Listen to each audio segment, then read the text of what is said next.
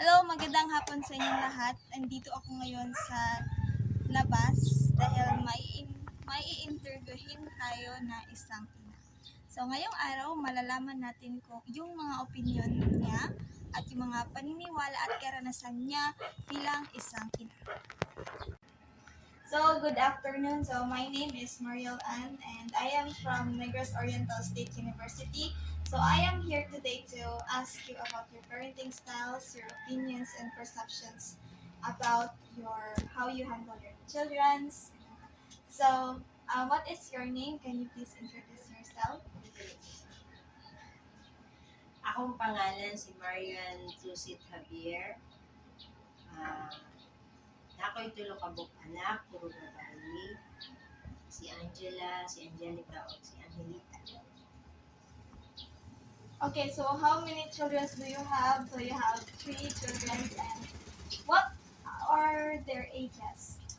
Ang kinamagulangan, 30, kaluha, dayon si Angelita, 21. So, what is your occupation? Wala, naradiris tindahan, tinda-tinda, ginagmay. So, can you describe your daily routine as a parent?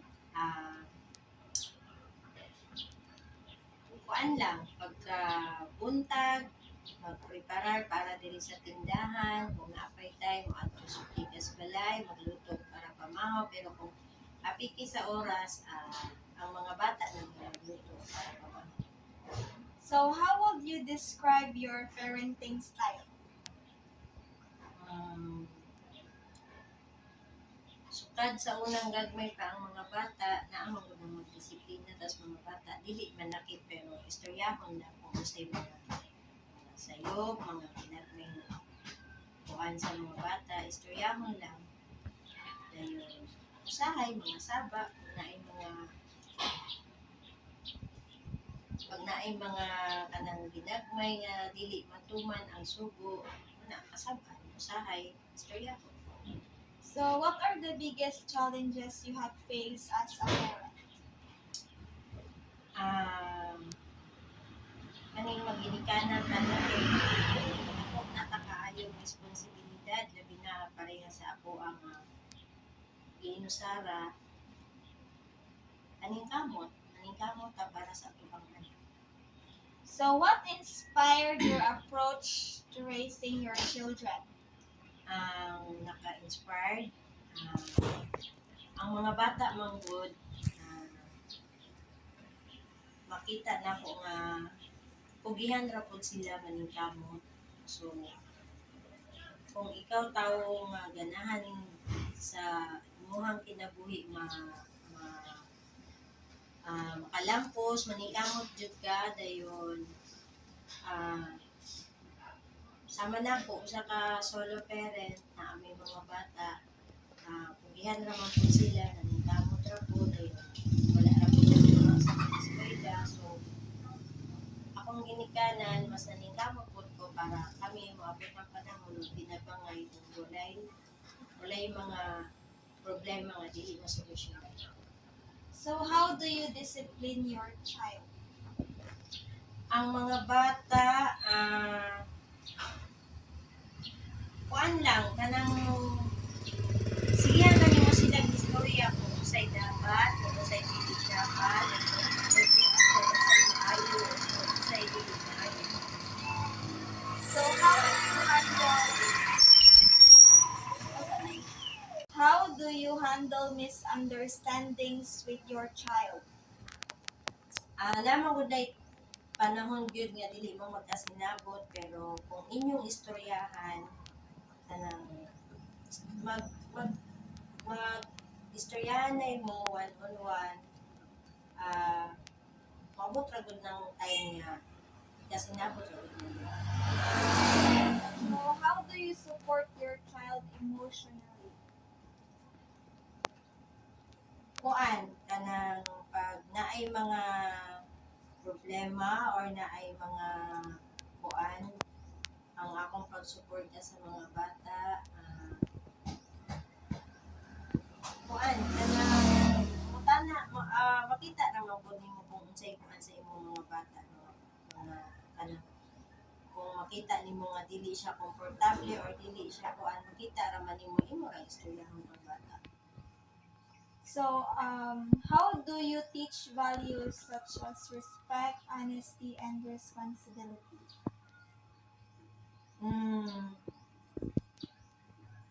Kani man gud silang mga bata ah, nagdako man ni sila nga naa ang akong mga igsuon kauban namo sa balay.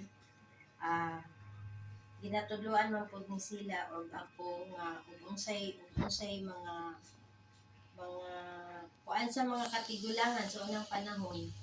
Ano sama anang mo amin pag nailaing dili kay laing tawo kanang mga sakop ra pod mo amin.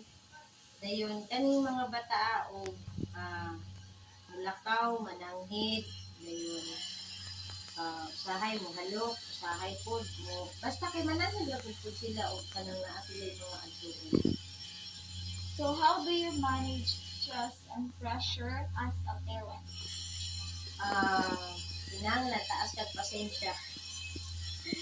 Dili man gud na malikayan gud nga ang mga bata usahay mabuhol ka, usahay maglagot ka.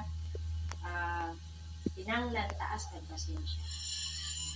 So, how do you support your child's learning at home?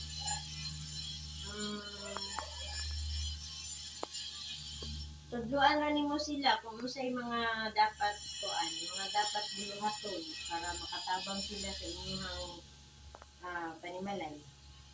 So, how do you motivate your child to study? Anang mo suporta ka kung unsay mga kinahanglan, imo silang tagaan o gayon, imo silang tagaan o kung naay mga kinahanglan paliton, tagaan mo financial nga kuan, tabang para masunod nila or masunod nila kung unsay mga kinahanglan nila sa mga pag-eskwela. So, how do you monitor your child's academic progress? Kanang kung maintain ba ilang dako nga grado? Okay. I-check nimo or magkuan ka, mag-monitor ka. I-monitor nimo sila sa parang sa ilang mga activities, kung active ba sila, gayon kung naa sila yung mga kinahanglan sa eskwelahan, imo ra silang i-guide or imo silang i-monitor lang. Okay, so how do you support your child during online or modular learning?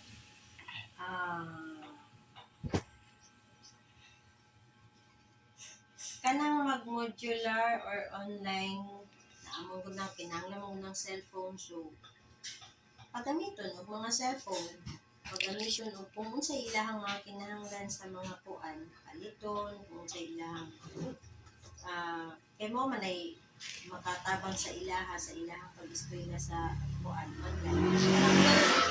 Load, sama ng load, mga tagdag load, dili man sila makakuan og walay load. Na naman may wifi. So dili na mapalit og load. Anli na. Anli na. Next, what role do you believe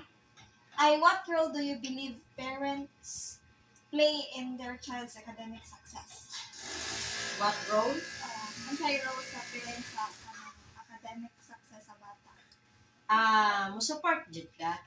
Suporta sa imong anak para mas kuan man ang mga bata, mas sa tawag mas mugana man sila kung ikaw ginikanan mo suporta sa ilahang mga kinahanglan, dili lang sa mga kinahanglan.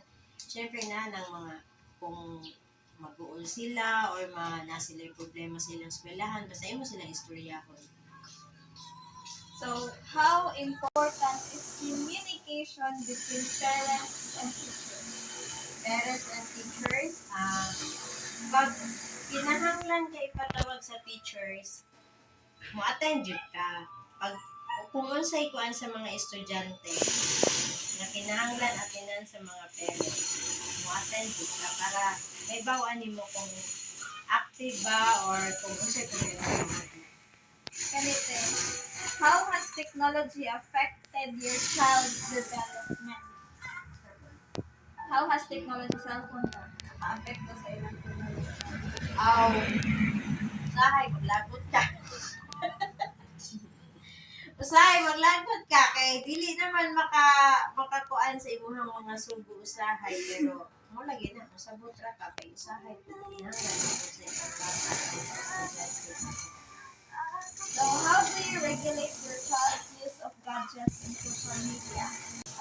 How do you regulate your child's use of gadgets and social media? Sa unang bago pang nakakatong cellphone, kuan, kuhaan pa cellphone, karon dili na madala kuha. Karon dili na madala kuha, kay dagan mo kasangil, magtuon, kuan lang, sa ilahang edad ka ba naman kung sila kung sa ilang wala pa sila sa kuan sa paggamit ko isa na mga gadgets pero kuan ka ng i-monitor lang sige. Okay, so what message would you like to share with students? Message kamot magpursige kaya makita naman nato ang So, what are your messages to our viewers, the children, students, parents like you? So, para natong tanan, para as a parents, kuan lang, kung kitang ginikanan, maningkamot para sa atong anak, ang atong mga anak, maningkamot nga makalampos or makatabang sa mga ginikanan, kinanglan na atay, pasensya, respeto, tawag na ng mapugi. Maningkamot. Maningkamot para sa kalambuan. Unsa ba? Kalambuan o ano nang saksak? Para malampuson nga kitang ginikanan magpadako sa atong anak ug ang maabot ang panahon ng atong anak sa makita nato kalampos, makapanarbaho, makatabang usab na sila nato nga ginikanan o ang pagmahal sa usa ka ginikanan ngadto sa anak kinahanglan dili mawala. Okay, so thank you so much for sharing your valuable experiences and insights.